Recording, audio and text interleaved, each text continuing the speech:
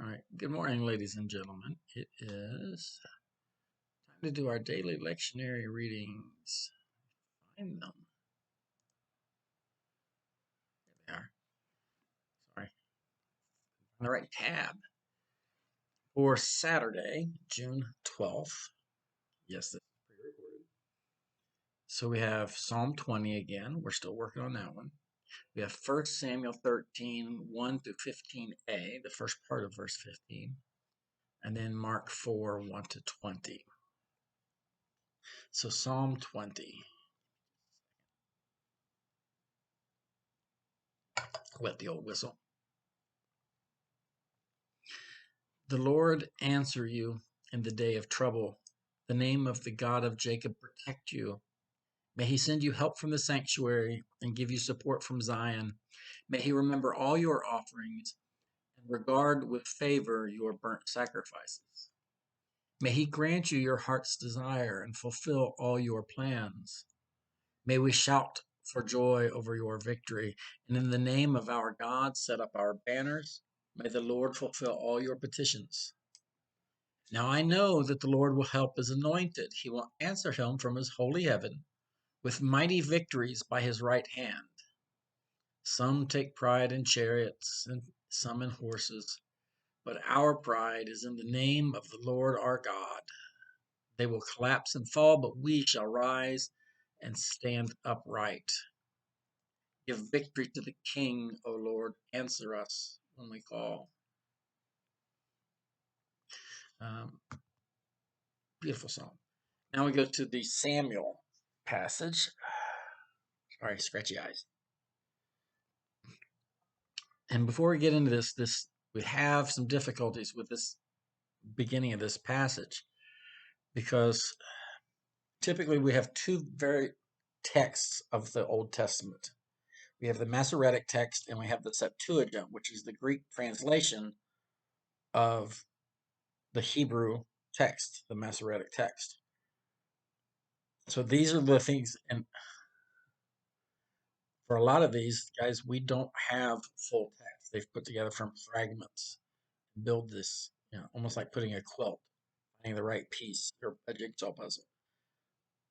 Very beginning, verse 1 in 1 Samuel 13 is not in the Septuagint. It is not in the Greek translation of the Old Testament. And the text that we have of the Masoretic text, the Hebrew, there are bits missing.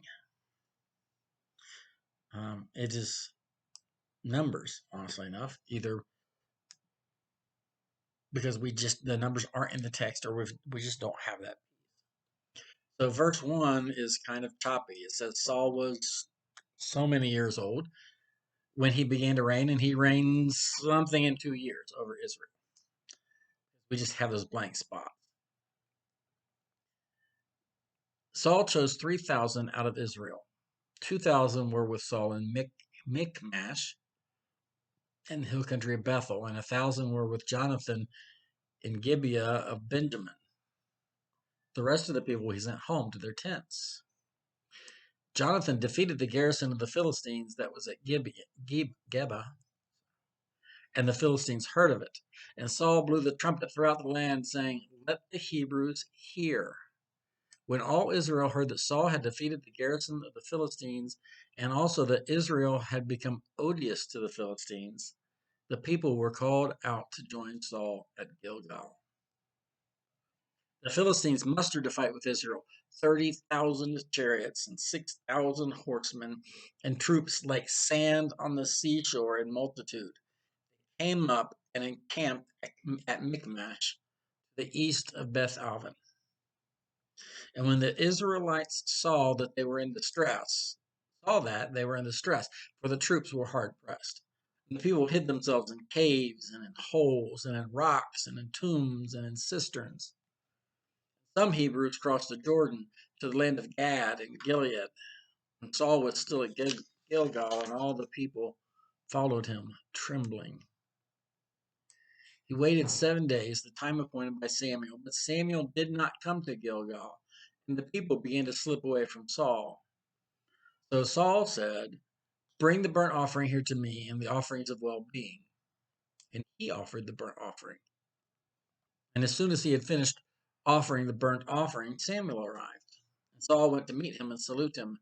And Samuel said, "What have you done?" Saul replied, "When I saw that the people were slipping away from me, and that you did not come within the days appointed, and that the Philistines were mustering at Michmash, I said, now the Philistines will come down upon me at Gilgal, and I have not entreated the favor of the Lord. So I forced myself and offered the burnt offering." And Samuel said to Saul, "You have done foolishly. You have not kept the commandment of the Lord your God, which he commanded you. The Lord would have established your kingdom over Israel forever. But now your kingdom will not continue.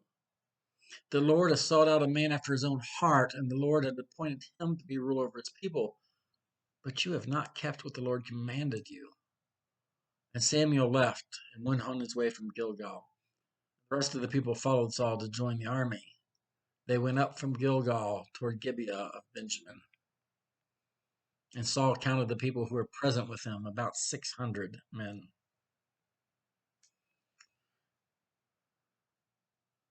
Mark 4, 1 to 20. Oh, we're into the parables. And again he began to teach beside the sea. Such a very large crowd gathered around him that he got into a boat on the sea and sat there. And the whole crowd was beside the sea on the land.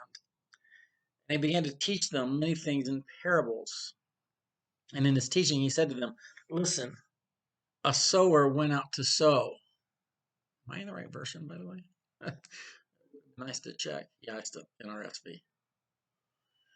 "A sower went out to sow, and as he sowed, some seed fell on the path, and the birds came and ate it up. And other seed fell on rocky ground where it did not have much soil, and it sprang up quickly, since it had no depth of soil. And when the sun rose, it was scorched. Since it had no root, it withered away. And other seeds fell among the thorns, and the thorns grew up and choked it, and it yielded no grain. And other seed fell into good soil, and brought forth grain, growing up and increasing, and yielding 30 and 60 and 100-fold." And he said, "Let anyone with ears to hear listen." When he was alone, those who were around him, along with the 12, asked him about the parables. And he said to them, "To you has been given the secret of the kingdom of God, but for those outside, everything comes in parables, in order that they may look but not perceive, and may indeed listen but not understand, so that they may not turn again and be forgiven." And he said to them, "Do you not understand this parable? Then how will you understand all the parables? The sower sows the word. These are the ones on a path where the word is sown. When they hear, Satan immediately comes and takes away the word that is sown in them. These are the ones sown on rocky ground. When they hear the word, they immediately receive it with joy, but they have no root and endure only for a while. Then, when the trouble or persecutions arise on account of the word, immediately they fall away. And others are thrown among the thorns, and these are the ones who hear the word. But the cares of the world and the lure of wealth and the desire for other things come in, and they choke the word. It yields nothing. And these are the ones sown on the good soil. They hear the word and accept it and bear fruit, 30 and 60 and 100-fold. Awesome stuff. See you tomorrow. Well, you'll see me tomorrow. We will be worshiping in Griffin Park at 9:30. Don't forget that. Bring your chairs. Um, Last Sunday was really great. I thoroughly enjoyed it. And this Sunday we get to lead. So you get to hear me preach. I'll see you there, guys.